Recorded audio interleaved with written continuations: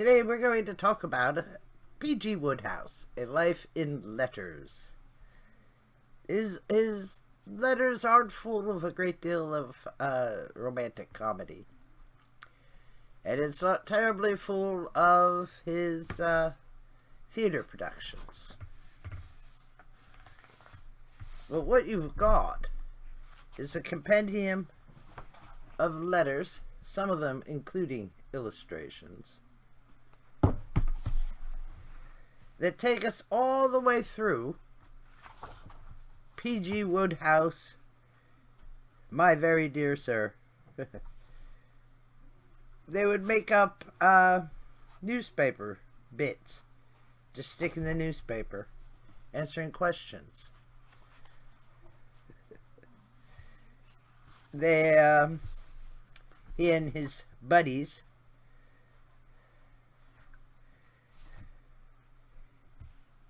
from 1901, got a plot, thanks, up until a week before he died, which was in 1975, on February 14th. And he tells you all about his, I had a letter from Agatha Christie. He tells his friend, Guy Bolton, a man with whom he used to write the musical comedy for the stage, the theater. Talks about his journeying here, there, and everywhere. I doubt they ever stayed in the same place more than 15 minutes. Paris. You know, this is not including his time transferring from one internment camp to another under the care of the Germans. And he talks about his tax problems and so on. Everything here is horribly expensive, for example. Ethel curses frequently when she spends $2 on a bit of steak. Talks about his dogs. Talks to Bill Townend.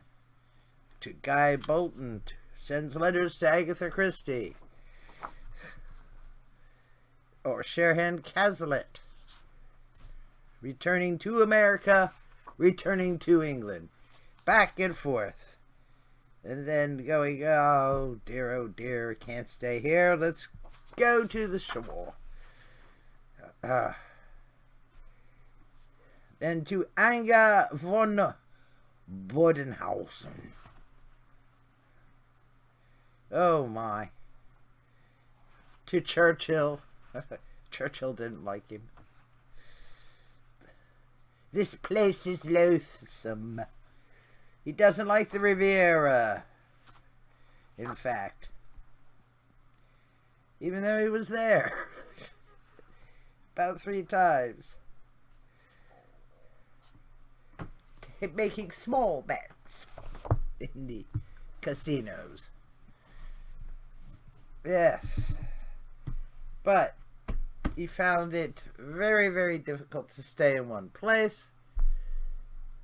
He found Hollywood to be just too fake to... He couldn't stand it. He was going to be a script writer. Well, not really. He wrote stories. And then they'd send it off to another editor who'd change everything, and then around we go again. An idea, a story, subwrite, rewrite. Oh, goodness gracious me. Very inefficient. But they paid him $2,000 American dollars a week, so he spent a year doing that. And then it was up and back east. Couldn't take the tinsel fakery anymore. And unfortunately, he had to tell them so. Working with Ziegfeld and all this. Oh my. And then everything had changed after war. So I'm a historical novelist now. Because, of course, Blanding's castle with, overbearing aunts and, good heavens, butlers and all the old-fashioned stuff.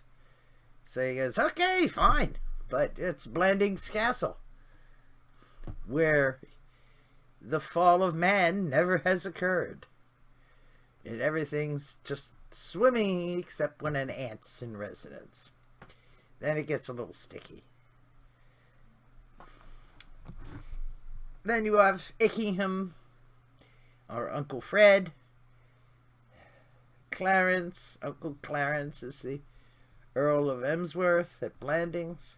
But Ickenham has his own place just down the road a ways. And they do terrible things like, where's your wife? Oh, she's touring the Caribbean. Jamaica? No, she went of her own free will. So, yes. He's a lot of fun. Let's put it this way. All his books, whether it's Jeeves and Wooster, or if it's Blanding's Castle, where imposters rule the world. Yeah, I mean, it's ridiculous. Blanding's Castle has imposters like other houses have mice. Jeez. Oh, yes, and he did found that he had mice at one point. Did Mr. Wodehouse. His wife came shrieking to him one night. So he went back and he tried sleeping, and damn if the thing didn't come across again. So they had to get cats. Anyway, I hope you found this very interesting. The book, as you can see, is rather substantial. It does take some time to go through it. But if you read it, it is quite a life he had. Quite a life. In many ways, much more illustrative than the books he wrote. And he did write 3 autobiographies.